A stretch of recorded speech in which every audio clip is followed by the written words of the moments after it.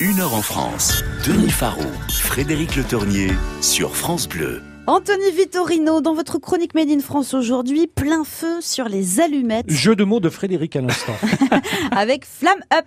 Oui, le feu, c'est la maîtrise du feu qui a marqué un tournant dans la préhistoire.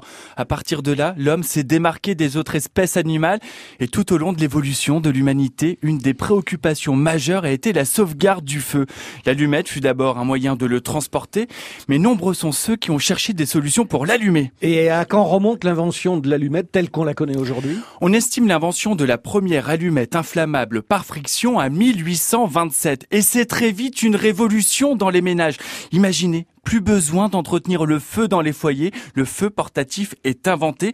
Débute alors l'âge d'or des manufactures d'allumettes. On en retrouvait partout en France. Cette fabrication était d'abord artisanale et c'est très vite devenu une industrie. Et comment chaque fabricant se distingue, se démarque? Parce qu'une allumette, ça, c'est une allumette. Vous avez raison. Eh bien, en soignant sa présentation, les fabricants ont redoublé d'imagination en proposant des boîtes d'allumettes qui sont devenues de véritables objets de collection.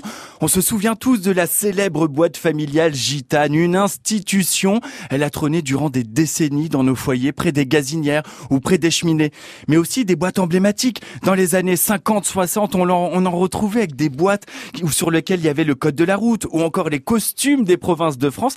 D'ailleurs, collectionner des boîtes d'allumettes porte un nom, c'est la Philuménie. Ah, il y a des noms pour tout, c'est bien ça. Oui. Et c'est une industrie qui a dû être très lucrative en fait. Oui, si bien qu'en 1871, une taxe sur les allumettes est établie. Et très vite, l'État va même accélérer la cadence et décréter un monopole d'État sur la fabrication et la commercialisation des allumettes.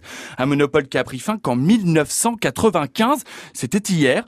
Ce qui a permis d'ailleurs à Flamme Up, en 2001, de racheter la branche allumette de la CETA. La CETA, c'était ce service d'exploitation industrielle des tabacs et allumettes. Et est-ce qu'il reste beaucoup d'usines en France qui fabriquent des allumettes aujourd'hui? Il y a moins de 50 ans, on en comptait encore 8 manufactures d'allumettes en France. Aujourd'hui, il n'y en a plus qu'une seule. Elle est installée à Saint-Ine dans l'Oise.